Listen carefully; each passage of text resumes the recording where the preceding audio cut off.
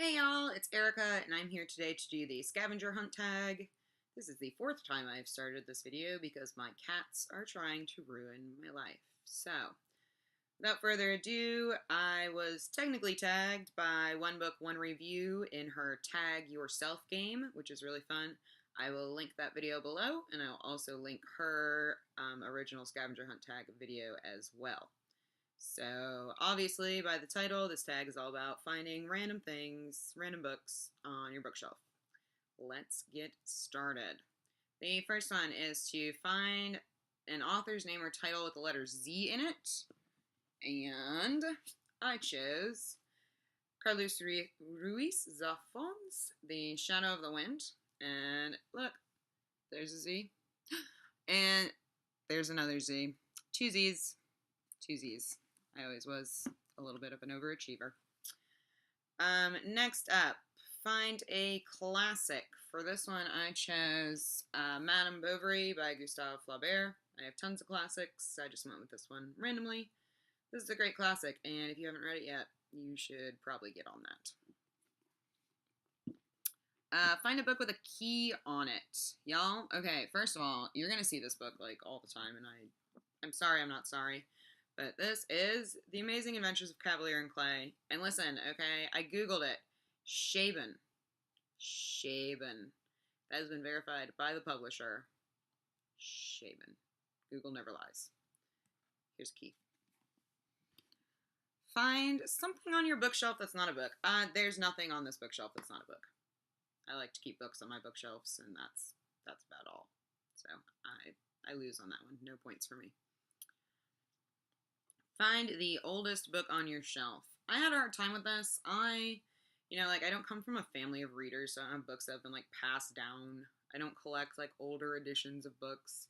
So I went with the first book that I remember purchasing myself with, my allowance money, and that is this amazingly beautiful edition. Can you see it? It's amazing. Of Little Women by Louisa May Alcott. And this book, this is the Charming Classics edition, and y'all, this book came with a necklace, which is probably why I bought it, because I still haven't read this book, and I think I bought it when I was 10, which is awesome. I don't know where that necklace is anymore, so I can't show it to you, but I wish I had it, because I'd probably wear it all the time. It would be awesome. It'd be my Little Woman necklace. Find a book with a girl on the cover. For this, I went with Betty Smith's A Tree Grows in Brooklyn, and there's a girl. Still haven't read this. Not good. I'm sure the book is good. It's not good that I haven't read this. Find a book with an animal in it. I went with The Art of Racing in the Rain by Garth Stein, and it is told from the point of view of a dog. Look at the doggy. Yep. Find a book with a male protagonist. This wasn't very hard, so I just picked up The Art of Fielding by Chad Harbeck. I'm not going to Google that one. I think I got it right the second time.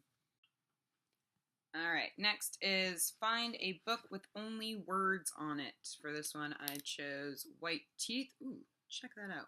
White Teeth by Zadie Smith. And look at all those words and all that reflective glare. That's awesome.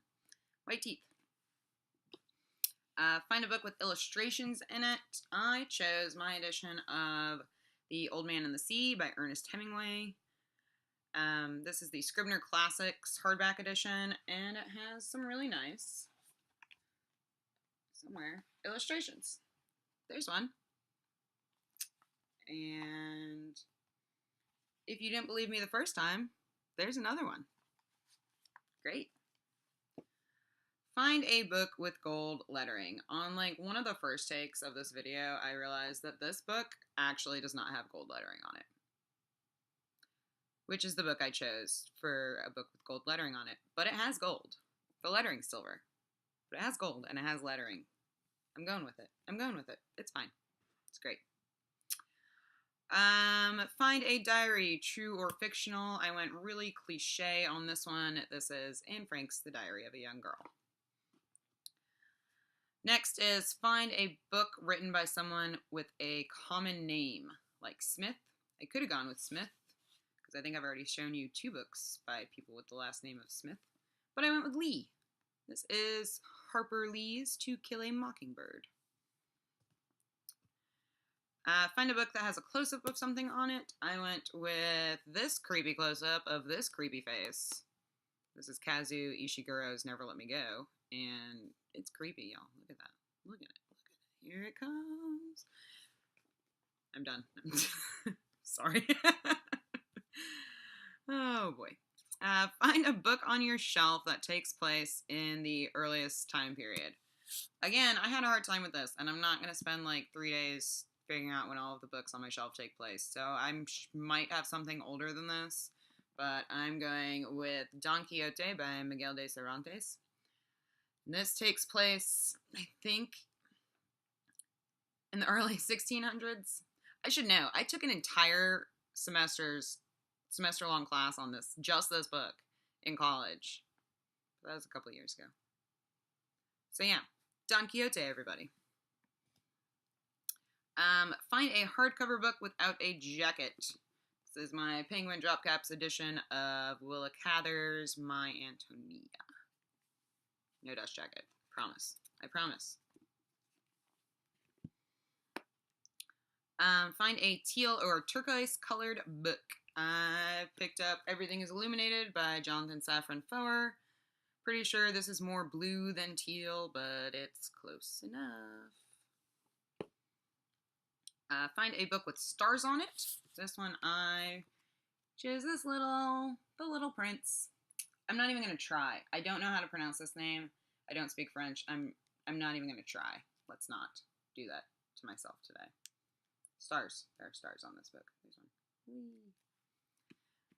And lastly, find a non-YA book. I mean, it's harder to find a YA book on my shelf than a non-YA book, but I will show you this pretty edition of Nathaniel Hawthorne's The Scarlet Red Letter, because it's really pretty, and it's non-YA. Look how pretty it is. I love it. Okay, so that was the Scavenger Hunt tag. I tag nobody. If you haven't done this tag, I tag you. You can do this tag. It'll be great. And that's it. I'll see y'all later. Thanks. Bye.